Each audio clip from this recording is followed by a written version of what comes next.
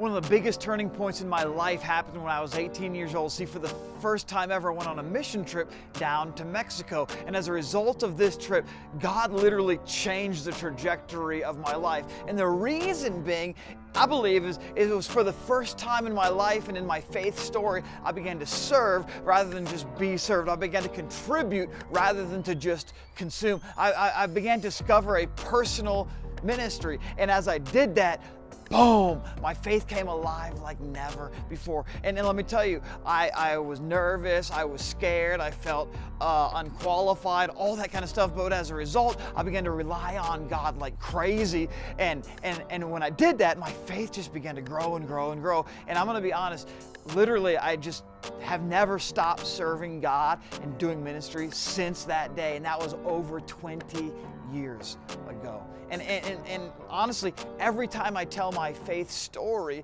and how God has shaped me over the years, that is a significant part of that story. The first time that I began to have a personal ministry. We're talking about the 5 faith catalysts, and we already talked about practical teaching. We talked about private disciplines, and now I want to talk about personal ministry.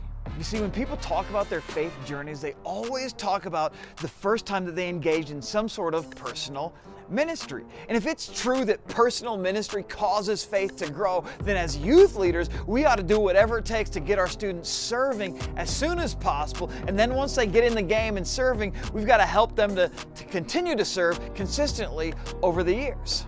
One of the reasons that students walk away from the church or walk away from their faith, I believe, is because they don't have a personal ministry. They don't have buy-in, they're not connected into the overall church, and so they feel like, I don't really have a part here, and they leave. But when students begin to actually do their part and discover their purpose within the church and begin to have a personal ministry and serve, it's what happens is, number one, it stretches their faith. It causes them to rely on God like crazy, just like it did in my life. They feel nervous, they feel scared, and so they rely on God, and somehow through that, God causes their faith to grow and their faith to come alive. They begin to find joy, they begin to find fulfillment, they begin to find life in their faith. And so as youth leaders, we need to think about, how do we get students in the game serving all the time? This is a huge, huge critical thing. So I want you to think about all the students who you're connected with, all the students in your small group, all the students who you know. Think through them by name. Are each one of them serving within the church?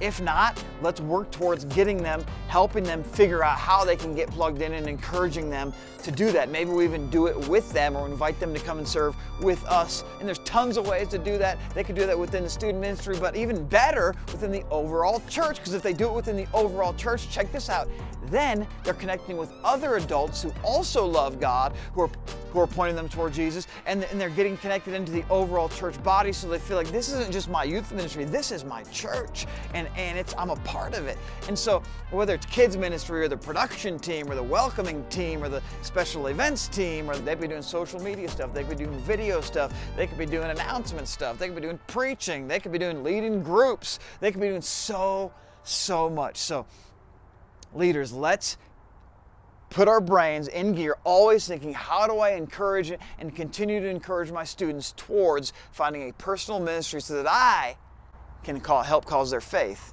to grow.